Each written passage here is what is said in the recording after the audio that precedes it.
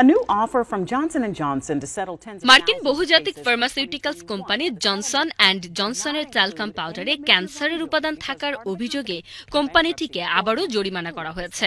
যুক্তরাষ্ট্রের ক্যালিফোর্নিয়ার লস অ্যাঞ্জেলসের এক আদালত 12 ডিসেম্বর এক রায়ে দুই নারী অভিযোগকারীকে মোট $40 মিলিয়ন ক্ষতিপূরণ দেওয়ার নির্দেশ দেয়। ভুক্তভোগীরা এই রায়কে স্বাগত জানালেও জনসন অ্যান্ড জনসন জানিয়েছে তারা এই রায়ের বিরুদ্ধে আপিল করবে।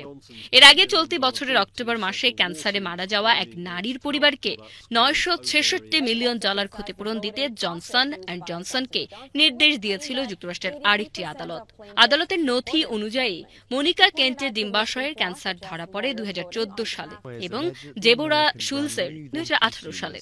দুজনেই ক্যালিফোর্নিয়ার বাসিন্দা এবং তারা জানিয়েছেন প্রায় 40 বছর ধরে গোসলের পর নিয়মিত জনসন অ্যান্ড জনসনের বেবি পাউডার ব্যবহার করতেন। তাদের দাবি, কোম্পানিটি বহু বছর ধরেই পণ্যের ঝুঁকি সম্পর্কে জানলেও ভোক্তাদের সতর্ক করেনি। আদালতের নথি অনুযায়ী বর্তমানে জনসন অ্যান্ড জনসনের বিরুদ্ধে 67,000-এরও বেশি মামলা রয়েছে। এসব মামলায় বাদীদের অভিযোগ, বেবি পাউডার ও অন্যান্য ট্যালকাম পাউডার ব্যবহারের পর তাদের ক্যান্সার হয়েছে। তবে কোম্পানিটি বরাবরই দাবি করে আসছে তাদের পণ্য নিরাপদ, এতে অ্যাসবেস্টস নেই এবং এটি ক্যান্সার সৃষ্টি করে না।